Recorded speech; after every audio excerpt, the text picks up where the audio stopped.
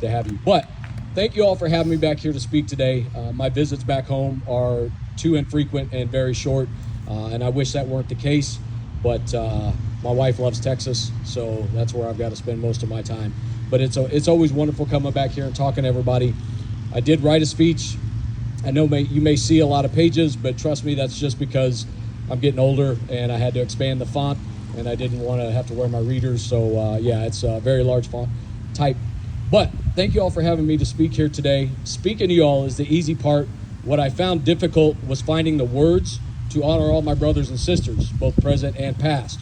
My concern is that my words are going to fall short of what they are owed in their service to this nation, but I'll probably just judge my performance as I go by looking at my good friend Heather, and if I see her tearing up, then I know I'm hitting the mark. I know that may be kind of a low bar because that doesn't take a whole lot with Heather. But I want to read a stanza of a poem here really quick. In Flanders field, the poppies blow, between the crosses, row on row, that mark our place, and in the sky, the larks, still bravely singing, fly, scarce heard amid the guns below. That poem was written by Lieutenant Colonel John McCrae, a Canadian physician and soldier. Wasn't accounting for the wind. But it captures the symbolism of the poppy, growing on the graves of the soldiers as a sign of resilience and life amid the destruction of war. The red symbolizes the bloodshed and sacrifice of the fallen. The poem, it expresses the pain and loss and the solemn duty of remembrance. From their graves, the dead soldiers urge the living to continue the fight, to honor their sacrifice by holding high the torch. The poppies and larks contrast nature's beauty with the tragedy of war, reminding of us those who have died. The themes of McCrae's poem are duty, sacrifice, and perseverance despite loss. The poppies, growing amidst battlefield devastation, hint at the endurance of memory and life's persistence. The torch symbolizes the responsibility to maintain peace, uphold freedom, and fight for justice.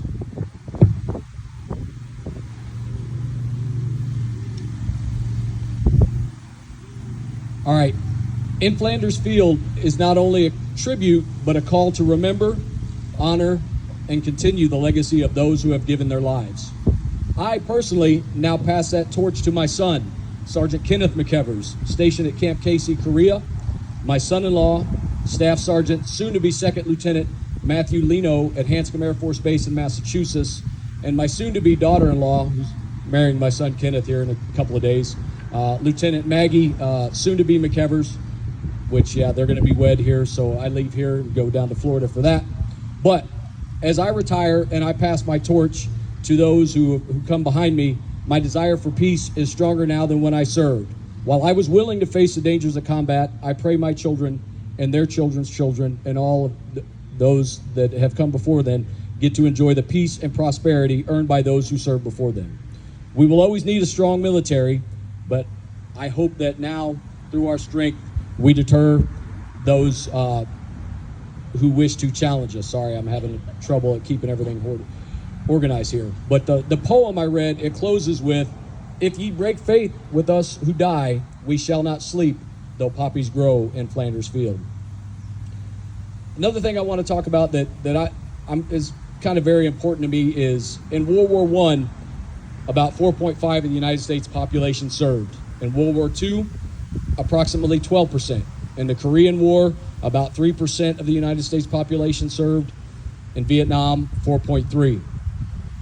Today, less than 1% heed the call to serve our nation, 0.83 to be precise. Now, I know we've become a much more technologically advanced Army.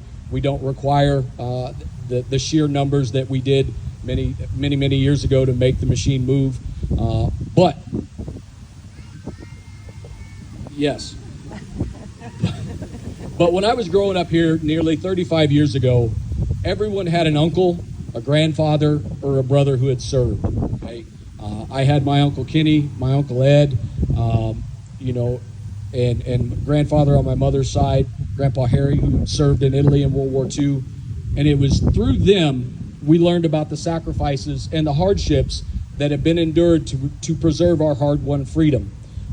Another thing, as of right now, there are approximately 16 13.1 million veterans in the United States. In 2048, that number is projected to drop to 12.1.